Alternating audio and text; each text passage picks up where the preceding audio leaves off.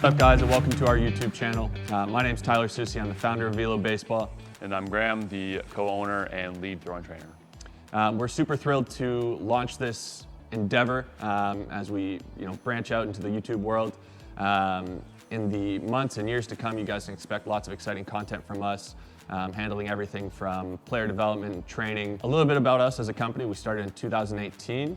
We started small and it's kind of grown gradually. We now have about 10,000 square feet of training space, and in a given year we see well over 200 athletes, whether that be in person or remote or on a hybrid basis where athletes are training at their own facilities and then coming to see us periodically. It's through this individualized approach that we can really see expedited development from a player standpoint. When we target and look at all of these factors that make up the individual, we're really able to hone in on the low-hanging fruit and address the things that we think in the shortest period of time will make the greatest impact in terms of that player's long-term development.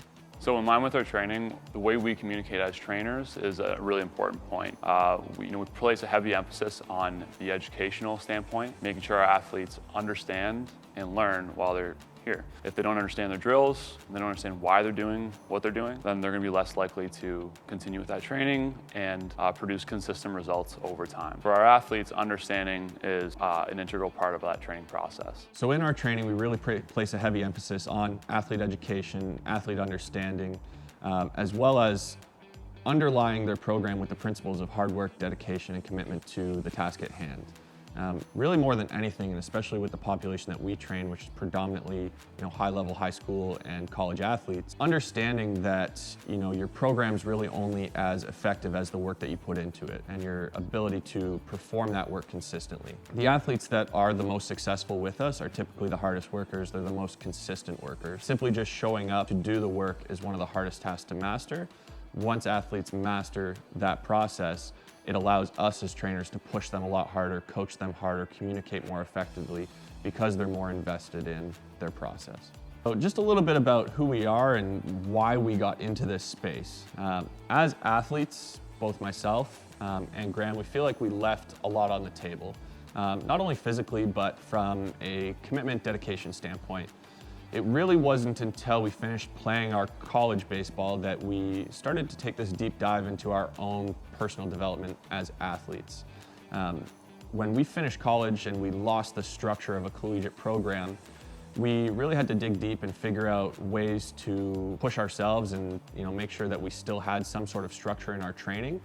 And really it was through that process as athletes that we discovered or came to realize this philosophy as trainers and as coaches. It was this slow transition as we kind of pushed ourselves on an athletic standpoint to blend together the elements of sport-specific work, which in our case was pitching, and the elements of strength and conditioning, and find this happy medium and this cohesiveness between the two.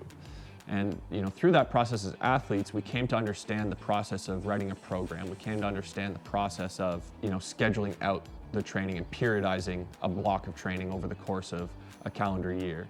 So what we realized was taking ownership of our training was crucial, right? Understanding not only just doing the work and seeing a drill and doing it, but understanding why it worked and why it would work for us specifically.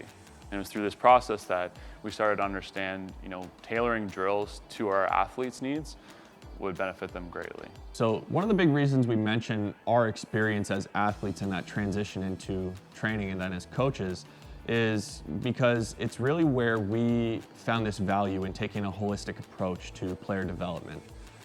Really one of the big reasons as to why I started, once I got into the coaching world, developing these programs as opposed to just giving lessons, is because there was a massive gap there.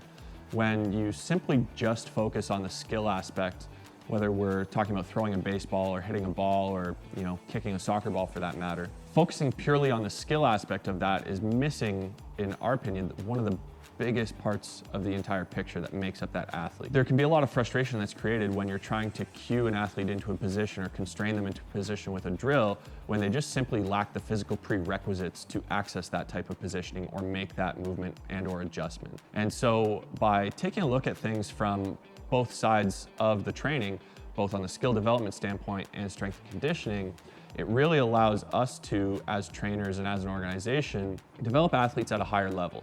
And that's really where our approaches come in and why we structure programs for athletes. And it's a little bit more hands-off than your typical training where you're showing up and working with a coach for an entire hour.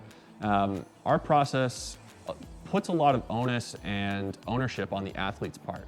It's their responsibility to follow their program and navigate it as it's written for them.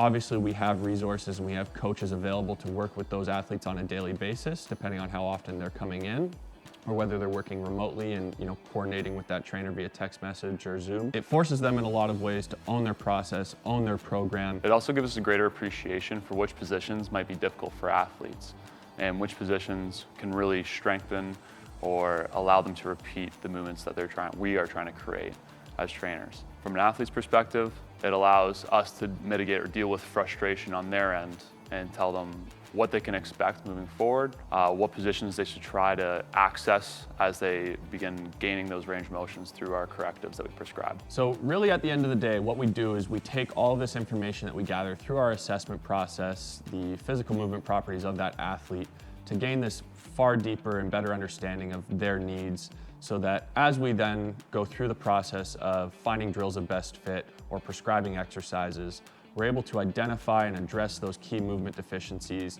help them move better in the box, on the mound, on the field of play, and ultimately realize their full potential as an athlete. So as we start this journey into the YouTube space, what you can really expect from us in the days, weeks, and years to follow is lots of exciting content, both on the educational side of things, some insights into how we approach our player development, our strategies, how we help the athletes that we train, as well as some just general fun. We really try to promote and create this environment that athletes love to show up for and train hard in. And we really hope to showcase some of that with you guys as well. So in addition to the content we'll be putting out on the physical and the skill side of things, we're also going to be putting out content related to mental skills and strategies, stuff that's worked for us, but also that's heavily based in the literature. This could be in terms of pre-game visualization, pre-pitch routines, pre-game routines, sleep strategies, all these things that are going to have a physical and cognitive effect on the way you perform. So looking at things that we can control outside of the competition environment. We'd also really like to know, what would you guys like to see?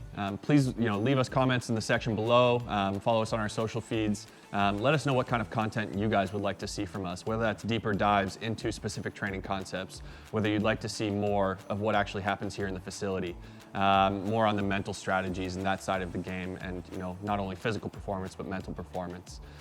Let us know what you want to see, and we'll do our best to send you content that's going to be applicable and what you guys are hoping to gain from us. Yeah, leave a like and hit subscribe if you want to see more content from us. Oh, good YouTube. Thank you.